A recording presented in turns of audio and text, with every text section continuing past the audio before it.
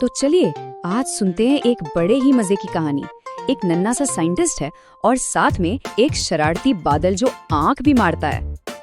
लेकिन सबसे पहले एक सवाल, क्या बादल सच में आंख मार सकते हैं? सोचने वाली बात है ना? तो मिलिए हमारी कहानी के हीरो से। इसका नाम है उमर। उमर कोई आम बच्चा नहीं, बल्कि एक नन्हा सा साइंटिस्ट है। उसे हर चीज में ये जानने का शौक रहता है कि भाई ये क्यों हुआ और कैसे हुआ। तो कहानी का पहला हिस्सा है नन्हा साइंटिस्ट और बादल का। होता कुछ यूं है कि एक दिन उमर यूं ही आसमान की तरफ देख रहा था कि उसे एक बहुत ही अजीब सी चीज नजर आई। और ये देखकर तो उमर की आंखें हैरत से खुली की खुली रह गईं। अरे ये क्या, एक बादल और वो मुझे देखकर आंख मार रहा है? भला ये कैसे मुमकिन है? नहीं, मुझे तो आज इसका राज पता लगा कर ही रहना है। बस उसका नन्हा साइंसी दिमाग फौरन एक्टिव हो गया। अब आता है कहानी का दूसरा हिस्सा, बादल का राज। तो भाई राज जानने के लिए उमर ने क्या किया?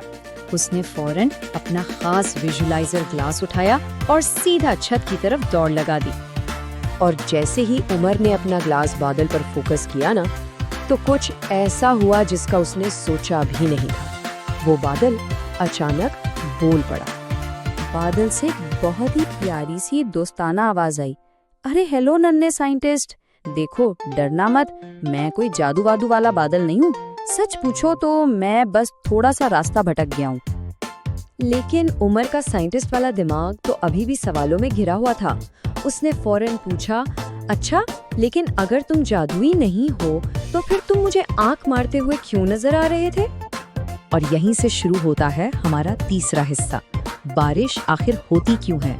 उमर के इसी सवाल के जवाब में बादल ने अपनी इस अजीब और गरीब शक्ल के पीछे छुपी साइंस को खोलना शुरू किया। बादल ने बड़े आराम से समझाया, देखो मेरा रंग इतना गहरा इसीलिए है क्योंकि मेरे अंदर बहुत सारा पानी जमा हो गया है। और जब हम बादल पानी से बहुत भारी हो जाते हैं ना, तो हमारी शक्लें भी बदलने लगती हैं। कभी हम खरगोश जैसे लगते हैं, कभी किसी खाने की चीज जैसे, और हाँ कभी कभी तो आंख मारते हुए भी। उमर ने फौरन सारी कड़ियों को जोड़ा और उसकी आंखों में एक चमक आई। अच्छा, तो इसका मतलब ये हुआ कि तुम बारिश करने वाले हो? बादल ने एक तरह से सर हिलाते हुए कहा, हाँ बिल्कुल, तुमने सही समझा।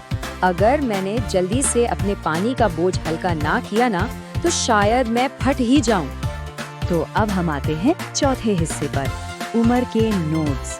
जैसे ही राज खुला, उमर ने एक अच्छे साइंटिस्ट की तरह फौरन अपनी नोटबुक निकाल ली।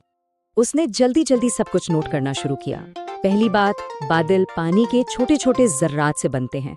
दूसरी बात, जब ये जर्रात बहुत ज्यादा इकट्ठे हो जाते हैं तो बारिश होती है। तीसरी बात, सूरज की गर्मी पानी को भाप बनाकर आसमान में ऊपर उठाती है। और चौथी और आखिरी बात, ठंडा मौसम उन बादलों को पानी से भारी कर देता है। उमर को ये सब लिखते देखकर बादल बहुत खुश हुआ। उसने कहा, अरे वाह, शाबाश नन्हे साइंटिस्ट, तुमने तो असली राज बिल्कुल सही समझ लिया। और अब कहानी का आखिरी हिस्सा, इल्म का आसमान। सच में उमर के लिए ये दरियाफ्त किसी खुशी से कम नहीं थी। और फिर बादल ने एक मीठी सी मुस्कुराहट के साथ हल्की हल्की बूंदें बरसाना शुरू कर दी। ये देखकर उमर ने खुशी से अपने बाजू फैला दिए और छत पर ही बारिश में नाचने लगा। और जाते जाते बादल ने एक बहुत गहरी बात कही, उमर हमेशा याद रखना, इल्म सिर्फ किताबों में नहीं होता। कभी कभी सबसे बड़ा सबक सिर्फ आसमान की तरफ देखने से भी मिल जाता है।